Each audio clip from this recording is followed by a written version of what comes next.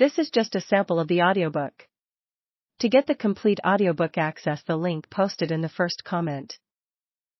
There's a knock at the front door, and on the other side someone is waiting to tell you the news that changes everything.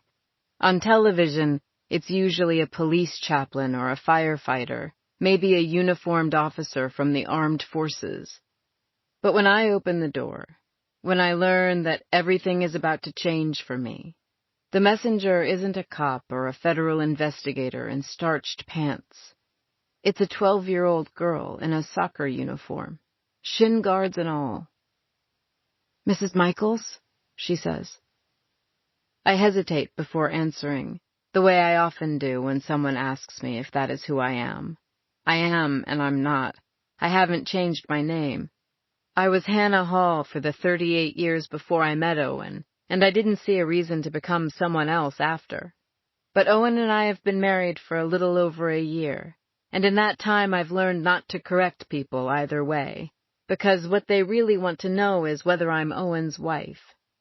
It's certainly what the 12-year-old wants to know, which leads me to explain how I can be so certain that she is 12, having spent most of my life seeing people in two broad categories, child and adult.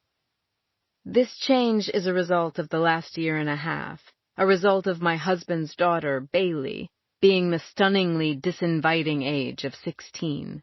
It's a result of my mistake, upon first meeting the guarded Bailey, of telling her that she looked younger than she was.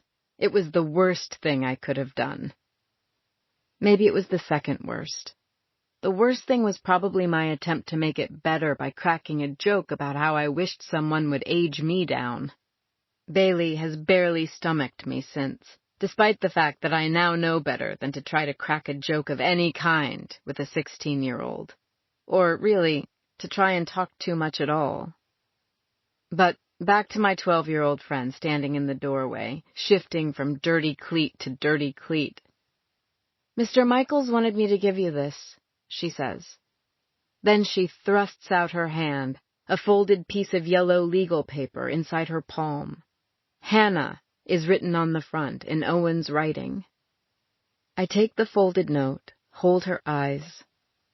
"I'm sorry," I say. "I'm missing something.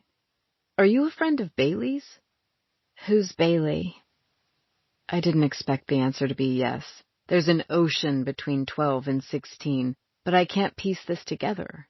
Why hasn't Owen just called me? Why is he involving this girl? My first guess would be that something has happened to Bailey and Owen couldn't break away, but Bailey is at home, avoiding me as she usually does, her blasting music, today's selection, Beautiful, the Carole King musical, pulsing all the way down the stairs, its own looping reminder that I'm not welcome in her room. "I'm sorry. I'm a little confused. Where did you see him?"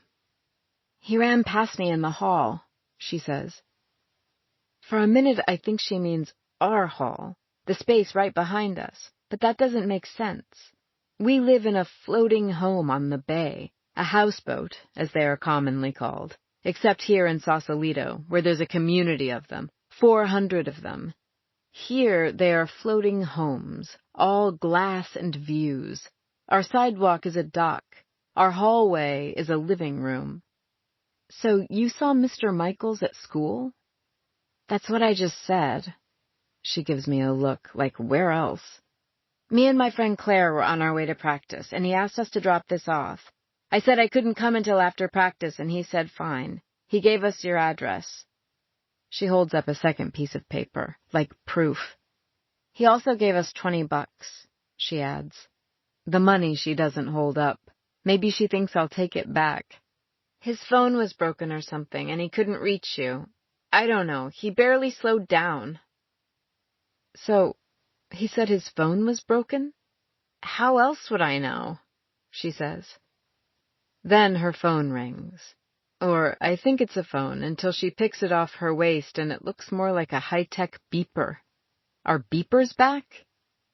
Carole King show tunes, high-tech beepers. Another reason Bailey probably doesn't have patience for me. There's a world of teen things I know absolutely nothing about. The girl taps away on her device, already putting Owen and her $20 mission behind her. I'm reluctant to let her go, still unsure about what is going on.